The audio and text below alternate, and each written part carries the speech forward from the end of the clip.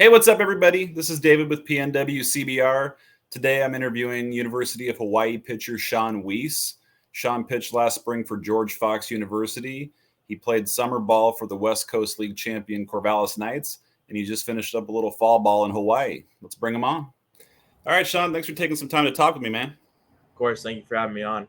All right, well, let's just jump right into it and get a little bit of a background. What kind of sports did you play growing up? I tried a lot of different sports. I played soccer for like maybe 2 years, played basketball, and then I played football up until about fourth or fifth grade. And then got to like fifth grade and I quit all the other sports to focus on baseball because I felt like I was a lot better at baseball and I've always wanted to play college baseball. And so I felt like giving up the other sports would be the best thing for me to do so I could put my sole focus into baseball. Right. What does baseball mean to you? Man, it means a lot. I mean, for me, it's the family aspect. I mean, playing at my old school, playing with the Corvallis Knights, now playing here at the University of Hawaii. I met a lot of good people, and I've met a lot of my best friends, and just kind of that family aspect and what baseball can bring. I mean, a lot of us joke about it. Like our coaches picked a bunch of guys from a bunch of different random places and decided, hey, you guys are going to be best friends for the next 3-4 years. So I think that's like the beauty of baseball is like being able to have a family culture with guys that you don't know anything about until you get here. Right. That's awesome. When as you were kind of going through high school, was there anybody you kind of modeled your game after? Any influences, any big league pitchers you kind of I still kind of model it after this. I model it after Chris Sale. I Okay. really like Chris Sale, and me being left-handed. There's a lot of good left-handers. I would say Chris Sale or Tom Glavine. Okay. Like growing up, I'd always go on YouTube and watch like pitching highlights and Chris Sale. I throw a slider, so I try to get my slider to make it look like Chris Sale's. But and then just like watching Tom Glavine like with the command and just the poise that he had when he pitched in the big leagues for so long, it's just something I try to model my game after. Okay. Well, speaking of command, that was a question I had later, but I'll ask it now. Going through your stats with George Fox and going through your stats with Corvallis Knights, you don't walk very many guys. You're at the top of the leaderboard each season. Why are you so effective at limiting the free pass?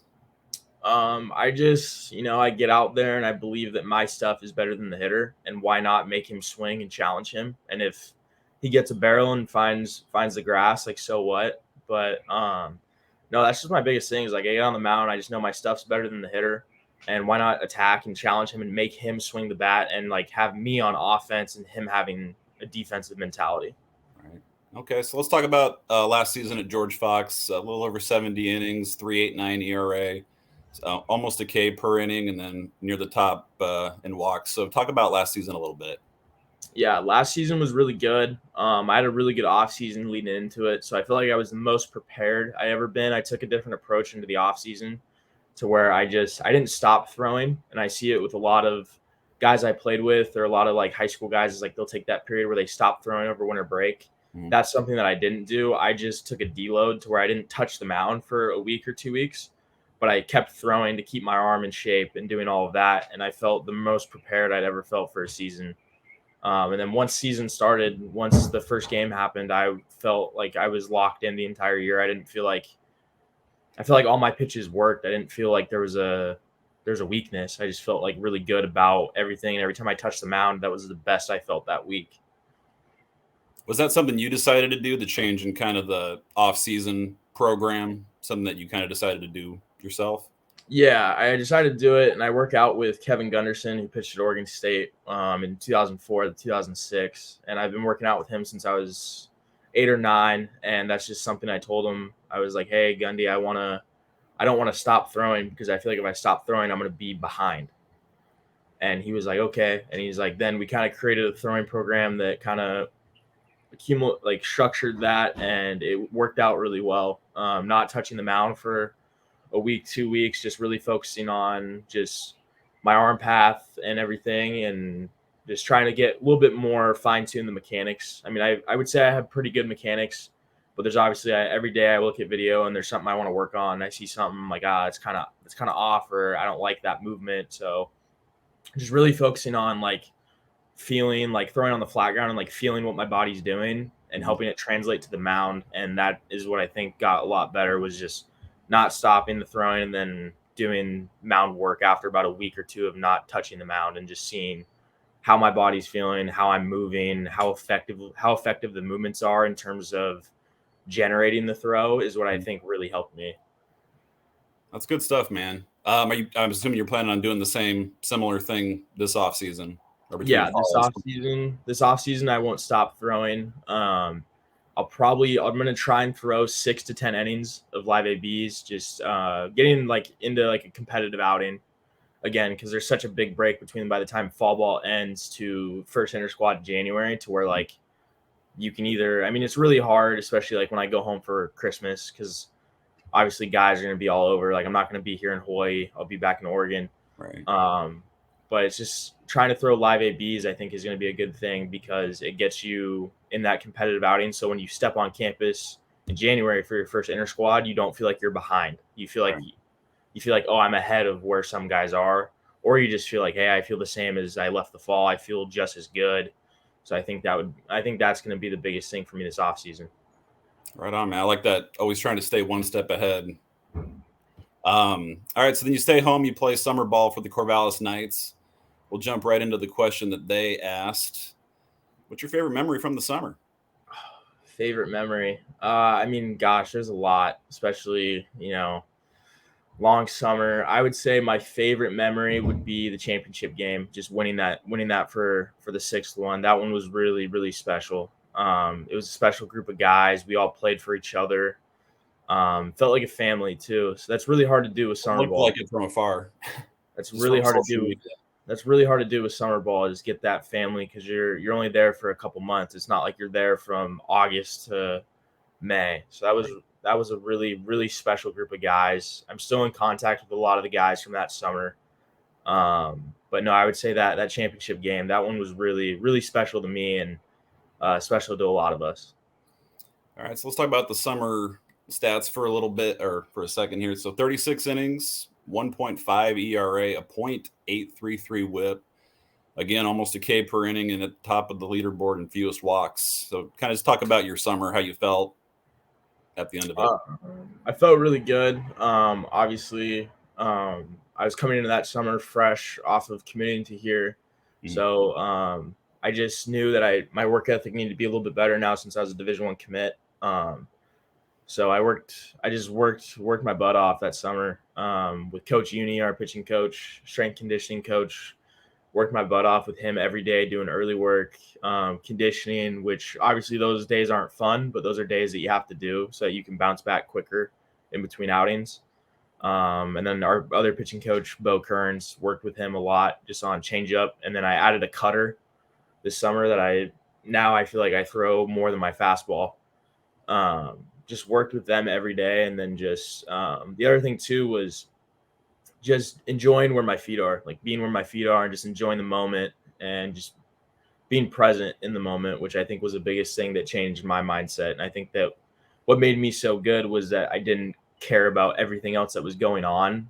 But whenever I touched that mound, like that was the sole focus, was there's a hitter in the box. It's me and him. That's it. Me, him, and my catcher. And that's it. There's no internal battle going on. It's just that right there, like this pitch. That was just kind of my mentality. And I think that's what made me so successful this summer. All right. Well, let's talk about can you talk about the transfer process for a second? I personally don't know a lot about it, so you're going to educate me a little bit. If you feel comfortable talking about it, like the transfer process just from like D3 to a D1 school. Yeah. So the transfer process. So a lot of guys who do the D3 to D1, they'll go as a graduate. So that means they've completed their 4 years, got their degree at their school, and they want to play their last 1 or 2 years at the highest level. So I didn't do that. I broke the stereotype. I left after my 3rd season, and I didn't graduate. I didn't do a grad transfer. I just did like a normal 4-year to 4-year transfer. Entered the portal. I got some interest. It's kind of like free for all. Like you enter the portal and coaches just find your contact info. They email you, hey, we saw you in the portal. We saw a video. We like you. Do you have time to talk on the phone? But early on, I knew where I wanted to play. I've always I wanted to play here at the University of Hawaii. So when I entered the portal, I texted Coach Hill, our head coach. I was like, hey, coach, I'm in the portal. He goes, perfect, I'm going to call you today. And then he called me. I was on the phone with him for like an hour and a half, just talking about life, baseball, school, why I want to come to Hawaii. And then they set me up on an official visit a couple weeks later. And then I took that official visit and then came home. I had a couple other schools that were still interested in me. But it here just felt like home. It felt right. So I just kind of told my parents, I was like, I'm going to go play baseball at University of Hawaii. And then I called Coach Hill, and I was in the portal for 11 days before I committed. Mm-hmm. So I wasn't in there very long just because I knew kind of where I wanted to be and where I wanted to go. So you kind of already knew where you wanted to go. So why Hawaii? Outside of the obvious, sunny weather, all that stuff. Outside of that. Hawaii baseball is it's exciting. It's a great culture. Coach Hill, he's a historic coach. He's one of the best head coaches in the country. Our pitching coach, Matt Troop, one of the best pitching coaches in the country. Great recruiting coordinator with Coach Cox, and then Coach Nakama, our hitting coach. Just the whole coaching staff as a whole. They're just awesome. They care about you. They love you. They treat you like a family member. They treat you like you're their son, and it's we finished third in the Big West last year. That was Coach Hill turned the program around, finished third in the Big West, best Big West finish since we've joined. And it's just so exciting to see the upward swing of Hawaii baseball, and it's something I want to be a part of. What's the first impressions you have after fall ball and everything like that? First impressions, I would say if I could describe the fall in one word, it would be grind. It is definitely a grind. Because we're weightlifting, we have practice, tutor, academic stuff. So it's definitely a grind, but I loved it. I loved every second of the fall. We just ended on Sunday. So I loved every second of the whole fall. It was one of my better falls too. I threw really well. And it was really good to get to be closer with all the guys too. All the returners welcomed us with open arms, all the new guys. And it was just a really good taste of what the spring is going to be like. And we're going to be a really good ball club this spring. And it's cool to see how everybody came together so quick. So that kind of leads me to my next question, expectations. Have you set your personal expectations, team expectations yet? Kind of talk to me a little bit about that. I definitely have my own personal expectations. As a team, we kind of discussed that with Coach Hill. Coach Hill kind of discusses that with us. Like our goal, obviously, is to win the Big West and then to make the NCAA tournament. I think that's our goal every year. My personal goals, obviously, I just want to help the team win. I don't care what my role is. If I start, if I'm a bullpen guy, or if I'm my closer, I just want to be able to help us get to where we want to go as a team. That's just kind of how I'm approaching it. I don't care what the role is. I just want to help us win and get to our destination at the end of the year. So you kind of talked about you kind of picked up a cutter during the summer. So talk to me a little bit about your pitches. Yeah, so I throw a 4-seam fastball, cutter, slider, and a changeup. Okay. And which one? You said you're kind of starting to throw the cutter a little bit more than the fastball now. You see that one as kind of the developmental. It's going to be maybe overtake the fastball long term. Yeah, I think so. It gives hitters a different look, especially if they start cheating fastball. Just because our catcher told me, he's like, yeah, he caught me a couple days ago in a bullpen. He was like, your cutter looks like your fastball until like 58 feet, and then it just cuts and it's really sharp. So I have a really good feel for cutter. It's a good pitch to have for me, especially I'm not an overpowering guy. I don't throw 95. I throw like 85, 87. I'm not overpowering. I honestly don't get a lot of strikeouts. So having pitches that I can get weak contact with is obviously a plus for me. So the cutter does that. I get a lot of jam shots or a lot of end of the bat kind of ground ball, fly ball off of cutter, and then change up, same thing. And my slider is kind of a work in progress. I'm just trying to get a little sharper, a little firmer this year.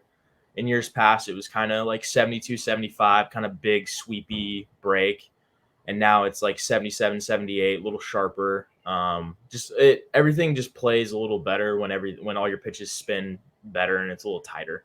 Right. So for me, not being 95 plus, I have to do everything I can to get those kind of cheap outs, like those end of the bat, broken bat, those type of outs. So for me, if there's anything I can do to make something move a little better or have something have a little bit more depth, I'm going to try and do it. Well, obviously it's been effective, so no Yeah. complaints there, right? All right, so I have one more question for you. This one was sent in by, I'll let you read it actually. Go ahead. Who is more influential in your life, Ethan the Boss Ross or Uni? Oh man, love those guys too. So Ethan Ross, I lived with him this last summer, left-handed pitcher from San Jose State. And then Coach Uni, obviously, I would say I can't pick one, so I'm going to pick both. I lived with Ethan, so Ethan definitely he helped me out a lot. Just getting ready for Division I baseball, kind of like giving me some pointers here and there, and I played catch with him every day this summer, so he was able to give me good feedback and everything. And then Coach Uni, I mean, he's the man. He's the GOAT. He's one of the best coaches I've ever had in my entire baseball career. He's the man. He strength and conditioning coach, chiropractor, pitching coach. If you need something done, you go to him. Yeah. He's the man. He definitely he runs us good in Corvallis. I mean, if you ever come to pregame during BP, you'll see us down the left field line doing conditioning. So it's good. I mean, he definitely changed my life. He got me to be a Division I baseball player, and I don't think I would have the success I had if I don't go back to Corvallis. So that's awesome, man. You'll be back in Corvallis this coming summer too, right? Yeah, I will. Be my technically fourth summer. I played with the Knights in 2020 in the Wild West League. And then I played Corvallis 21 and 22. So this will be my third summer in Corvallis. Right on. Well, hey, man, that's really all I got for you. I appreciate you taking the time to talk to me again. I appreciate you having me on. Sorry, it was kind of a back and forth between us, but appreciate it. You're good. Thank you so much for having me. All right, man. Good luck this season. Thank you.